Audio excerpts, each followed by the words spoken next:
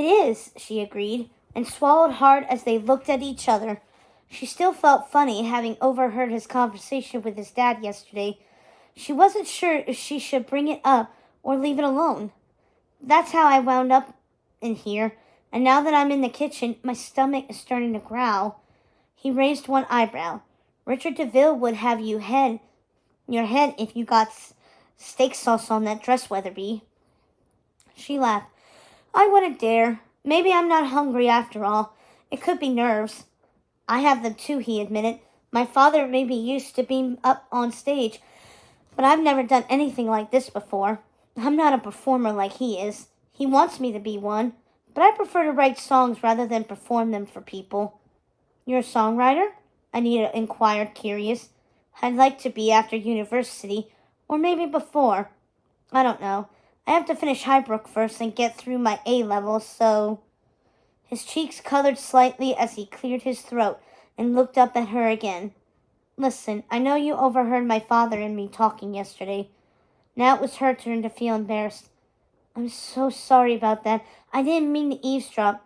I'm not sure what Stella has said about my dad. Probably with Corella being Corella, it was awful. But what we do with our family finances is our business, he said, his voice shifting from bitter to awkward. Of course, Anita agreed, thinking of her own situation. For the record, Stella hasn't said a word about your father's predicament. He raised an eyebrow. That's good. He shifted slightly. The truth is, my dad got into a bit of trouble recently, but we're going to get out of it. Yes, he likes the races, but Corella is just being ruthless and cruel, so to speak, by taunting me that she knows what's going on. While Anita felt for him, she also had to defend her friend. She might say the same about you. He bit his lip. She told me about the day she was bit by a dog, and you ran off, leaving her there to be mauled. Roger shook her head. It wasn't like that. Yes, that dog came out of nowhere, and she screamed, and I got frightened. But I ran off to get help. I didn't abandon her, he sighed. She was bitten, but I think it was from scaring the dog. But the way she tells it, he rolled his eyes, which irritated Anita. Either way, the incident clearly traumatized her, and you had to go and play on her insecurities at the animal shelter by letting the dogs loose when you knew how scared she was. Who does that? Anita demanded. His eyes widened. No, you have it wrong. Those dogs got out by accident, I swear. And she is not innocent, I assure you. She was dreadful to me as a child. Bossy, mean-spirited. She always made me feel inferior. He looked down at his new shoes. We didn't have much money growing up. Really ever. You? Anita couldn't help being a bit indignant. I thought you told me you had so much money you didn't need the free school tuition. I might have exaggerated. Roger's brow furrowed. Dad was a name in the music world, but he didn't make a fortune, and he always thought the DeVilles were his meal ticket. I hated going to their estate, he sighed, but I promise you, that day Stella was bitten, I ran for help. I was scared too, but she's never forgiven me for leaving her. Anita had to admit, she could see Stella reacting that way. She's tough. If she thinks you've wronged her, oh, I know. For years, she's told everyone my real name to get back at me. I hate it. Cornelius is a tough name to swallow, Anita said with a smile. It was my grandfather's name, and my mother wanted to honor him, but my dad only agreed to it if they could call me Roger, which everyone but Corilla does. She winced at the use of Stella's nickname again. Anita didn't like people being cruel just to be cruel, but she could understand his frustration. I suspect the less you show how much it bothers you, the less she'll do it. Maybe. His eyes were cloudy. I guess that's why I was so upset that you overheard our conversation yesterday. I didn't want the world knowing our problems.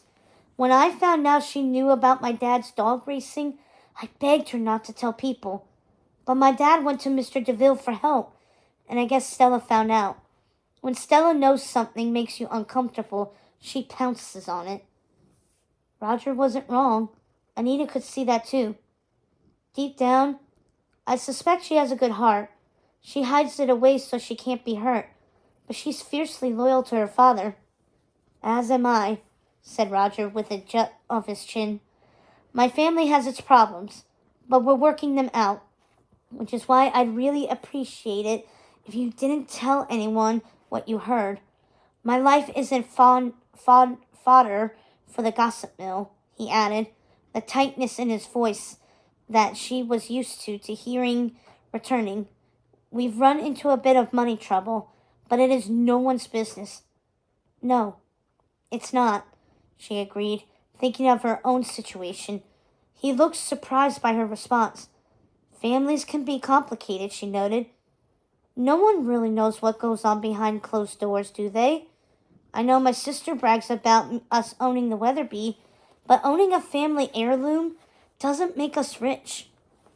My father wants to loan the piece out, and hopefully that will bring in some money so that things aren't so tight at home. She couldn't believe she was sharing this.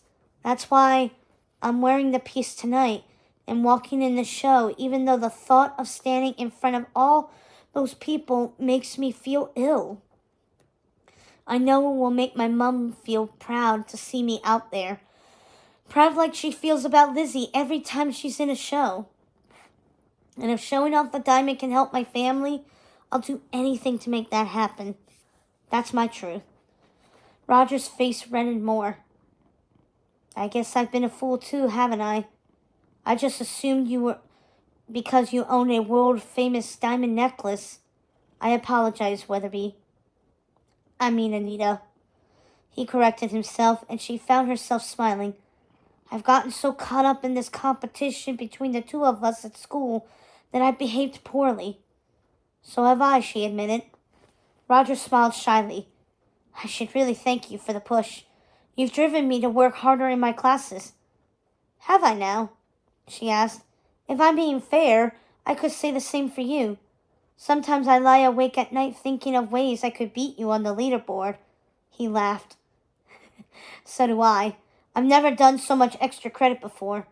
Neither have I, she said, laughing too, the pain in her stomach subsiding. Did you know I'm allergic to cats? Roger asked. Yet I volunteered at a pet shelter to get the 3 extra credit marks. No, Anita laughed harder. Roger, you're mad. I volunteered for the extra credit marks too, although, she said, thinking about it, I do like volunteering there. I do too, Roger nodded. I just try to steer clear of the cats. His expression changed. But with everything going on, you can see why I have to fight so hard to stay on top of the leaderboard. With my father's troubles, I needed that scholarship. I understand, Anita said softly. I don't need the scholarship so much as I want it. My mom doesn't see the need for me to go beyond A levels, but it's my dream to go to university. If I could save them tuition that they're scrimping and saving for, maybe they could put it aside for me to use at university instead. At least that's my dream. It's a good dream. He held out his hand and looked her in the eye. Fight to the finish? She shook his hand, which was warm in her own. May the smartest person win. They held hands for a moment, looked at each other, then broke away. Roger cleared his throat. I look ridiculous in this penguin suit, don't I? He asked, putting his hands in the jacket pockets. He looked so unsure of himself, so unlike the Roger she knew from school. You look sharp. Anita's cheeks warmed as she said the words. He gave her a small smile again. So do you, Anita, even with a tear in your tights. Anita startled. I have a tear in my tights again? She looked down and saw none. Roger started laughing again. Got you. Same old Roger. But then again, maybe not. You two? Barked the chef. Should you be back here? Sorry, Roger opened the door and let Anita pass first. We're just leaving. Anita! Anita's mom was waving to her frantically as she, Anita's father, and her sister came rushing backstage. Her father was holding a briefcase with an ironclad grip, and she had to assume the Weatherby was inside. Dad was in one of his work suits, while Mom wore the pale pink dress she'd worn to a recent wedding. Lizzie, however, was wearing something new, a lovely navy blue dress and a pill-boxed hat. "Oh, Anita, you look stunning," Mom said, side-eyeing Roger. "Doesn't she look stunning?" she asked the rest of the family. "You look like a professional model." Anita beamed, hearing her mom's rare praise. "Thank you, Mom." "You look beautiful, darling," Dad said, and planted a kiss on her cheek. "We are so proud of you." He patted his briefcase. "And we can't wait to see you in the necklace." Lizzie, however, said nothing. Instead, she just stared at the floor. "Excuse me, I should really find my father," Roger said. 30 minutes till showtime." 30? Anita blanched. Roger winked. "See you in a few." "I'm sorry we are late," Mom said, taking Anita by the arm as Lizzie looked on. "We were people watching outside. Richard Todd is here," she whispered. "I can't believe Richard Todd is going to see my daughter model in Richard DeVille's fashion show." Her mom eyed her warmly. "Look at all that has changed for you since you made the right friends. Didn't I tell you that would happen?" Anita tried not to feel offended by the comment. She knew her mom meant well, but was she really that different from who she was before Stella? "You did," she said, instead, not wanting to make waves. "Hello, Lizzie." Lizzie folded her arms across her chest. "Hello," she said stiffly. Mum touched Lizzie's arm. "Doesn't your sister look lovely too? As nice as any model here." Mum nodded encouragingly to Anita to say something. "Her dress is new." "I see that," Anita said lightly, her stomach nodding again. Did the focus always have to be on Lizzie? Why was her sister so insecure? Still, she'd play ball tonight. There were bigger things to worry about. "You look nice, Lizzie." "So do you," Lizzie said, as if the words were force-fed to her. She played with her hat, looking away. "Leslie, let's give Anita the necklace." "I want to get my seat," said Mum, who was practically bouncing. She was so excited. "Yes, of course." Her father looked around nervously as waiters ran around behind him, and the kitchen door kept opening and closing. "Where should we do this? I feel strange taking the necklace out in public. Is there somewhere we should go?" "There you are, Anita," said Mr. DeVille, walking alongside a man Anita recognized. "Have you met Percival Fonswater? He's a collector who specializes in jewelry." Percival removed his hat, revealing his receding hairline. "Charmed to meet you." "These must be your parents." Mr. DeVille shook their hands. Percival did the same. "Ah, Percival, I know you've been calling about the Weatherby," Dad told him. "I hope you can understand our position about selling." Of course," Percival nodded. "I can only imagine how hard it would be to part with something so beautiful, even when I am offering you with such a good price." He eyed the briefcase. "May I at least see the diamond up close?" "Of course," Dad said, looking at Mr. DeVille. "We were looking for somewhere to help Anita put it on before the show." Mum cleared her throat. "Before we do that, I also wanted to introduce our eldest daughter, Elizabeth." Mum pushed Lizzie forwards, and Lizzie smiled demurely. "Hello," Mr. DeVille said politely, and then turned back to her parents. "So," he put a hand on Anita's shoulder, "are you excited to see your daughter on my stage tonight? She's the closing model, with the Weatherby and Norman and Belinda with her. She will be the star of the show." Lizzie looked steamed. "Who are Norman and Belinda?" Dad asked, seeming confused. "My Dalmatians," Mr. DeVille said with glee, and Anita paled. "I told Hampton House I couldn't handle the thought of someone else adopting them, so I made them my own." "Did Stella know about this?" "I thought Stella said the hotel doesn't allow dogs," Anita reminded him. "I'm sure they'll make an exception for their top guests," Mr. DeVille said cheerfully. Anita tried to keep from making a face. Her heart lurched at the thought of Stella having to live with 2 dogs she was terrified of. "If you would all follow me, we will get the necklace on Anita's neck and let the show begin," said Mr. DeVille, leading the group down the hallway. Percival, please join us. He's such a fan. If you don't mind, said Percival to Anita's father. Of course not, Dad said, holding the briefcase close to his chest as they passed by a group of models getting final instructions. Mr. DeVille led them to a private dressing area behind a partition. Here we go. Dad placed the briefcase on a table and opened it. Inside was a large black velvet box. He opened that too, and everyone leant in to see the mythical necklace that had become the source of so much interest. Even after seeing it a handful of times herself, Anita couldn't help being in awe of the necklace's beauty. She couldn't believe someone in her family had kept it hidden in a chest all these years. You, Anita said to herself, thinking of the necklace, could change everything for us. Look at that, Mr. DeVille said reverently. The Weatherby necklace in the flesh. It's spectacular. May I? Said Percival, his voice a hushed whisper as he motioned to the jewelry box. Of course, said Dad. Please be careful with the clasp. I'm told it needs to be replaced, but I haven't had a chance to do so yet. This event happened so quickly. Anita will be fine, won't you, darling? Mum said. She'll keep an eye on the necklace. I will, I promise, Anita vowed. Percival held the necklace up to the light. Look at this clarity, he marveled. The entire chain was made of diamonds, surrounded by a large teardrop made of more diamonds that hung at the base. The pear shape, the D clarity, this many stones. Why, this must be worth several £1,000,000 at least. Plus, with the necklace's history in relation to the royal family, yes, said Dad. So you can see why we could never sell it. It's part of our family. Anita smiled. Her father was so proud of the necklace.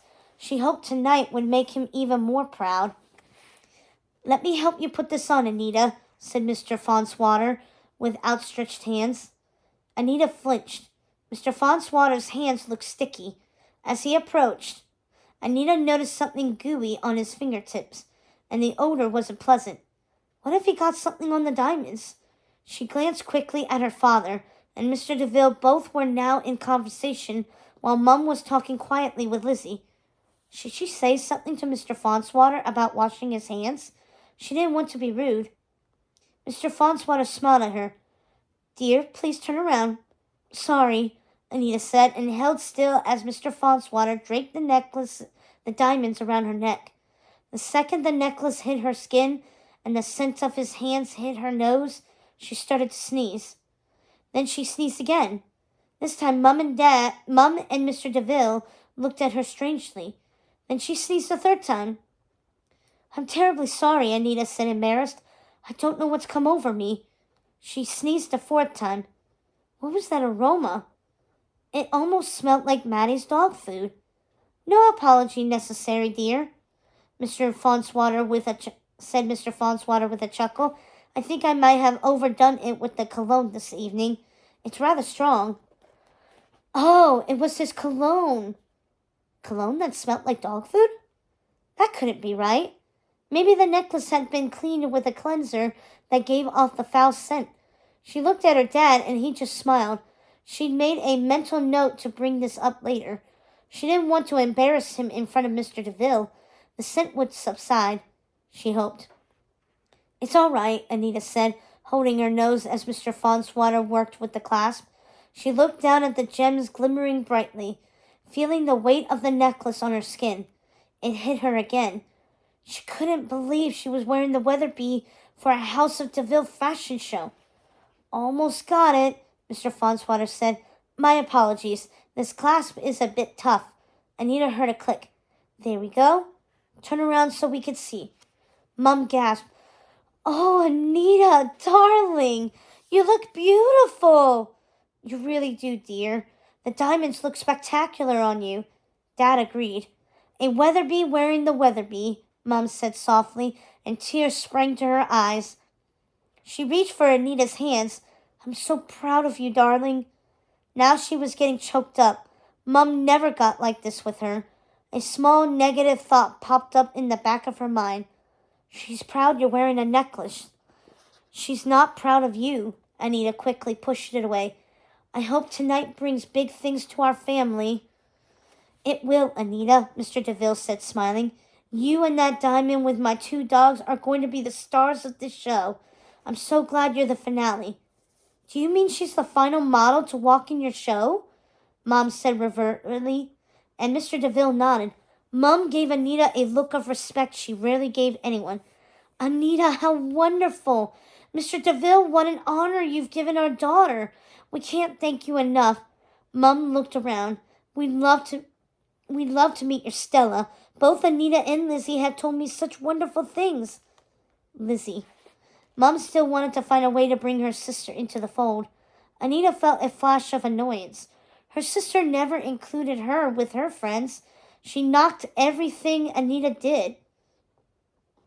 Why should Anita try to help her be part of something like this? She looked over and saw Lizzie looking down at her new shoes. Could her sister really not be happy for her just this once? Oh, Stella is probably getting ready to walk. She's the first one up, Mr. DeVille said.